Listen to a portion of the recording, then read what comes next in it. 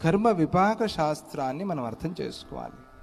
కర్మ పండింది అని అంటారు కదా, అది మంచి కర్మ కానీ చెడు కర్మ కానీ పండితే, మంచి కర్మ పండితే ఇంకా ఫలాలు కురుస్తూ ఉంటాయి. ఏం వాళ్ళు ఏం చేసి ఏం పెట్టి పుట్టారో అని అంటూ ఉంటారు. ఎంత మంచి సామెత మనం తెలుగులో చెప్పుకుంటా, పెట్టి పుట్టారండి వాళ్ళు అంటే ఎవరికో వాళ్ళు పెట్టారు, ఎవరికో దానం చేశారు, ఎవరికో అన్నం పెట్టారు, కాబట్టి ఇప్పుడు వాళ్ళకి భగవంతుడు అన్నం పెడుతున్నాడు. ఎప్పుడో వాళ్ళకి ఎవరికో ఏదో సేవ చేశారు, బాగుంది, వాళ్ళని చూసి కుళ్ళకూడదు మనం.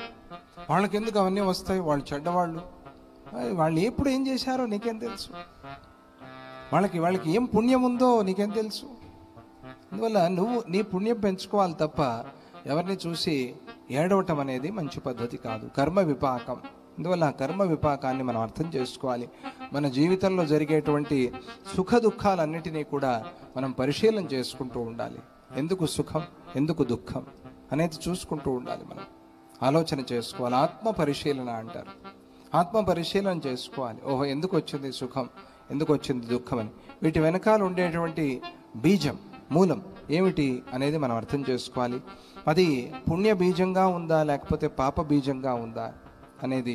You reap what you so అని చెప్తారు కదా. నువ్వు ఏమి నాటావో అదే కోయాల్సి వస్తుంది కదా. నువ్వు ఒకటి నాటి ఇంకోటి కోసుకోవడానికి వీల్లేదు. అందువల్ల పుణ్య బీజం నాటితే సుఖంగా ఫలం వస్తుంది, పాప బీజం నాటితే దానికి దుఃఖంగా ఫలం వస్తుంది. ఇదే భగవంతుడు చేసిన ఒక నియమం. దాన్ని మనం ఆలోచన చేసుకోవాలి. ఒకవేళ అది పాపబీజంగా ఉంటే దాన్ని ఎలా పరిష్కారం చేసుకోవాలి అనేది ఆలోచన చేయాలి. ఓహో, ఈ కష్టం వచ్చింది అంటే ఏదో పాపం, ఈ పాపాన్ని ఎట్లా పరిష్కారం చేసుకోవాలి ఆలోచన చేయాలి. మనకు తట్టకపోతే పెద్దలను అడగాలి.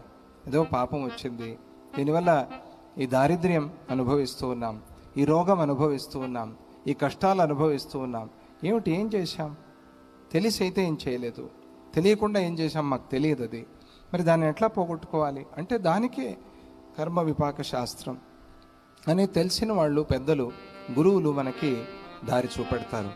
ఆ విషయాల్ని తెలపటం కోసం ఈ కర్మ విపాక శాస్త్రాన్ని మనకి తెలపాలి అని సంకల్పం చేసుకున్నారు.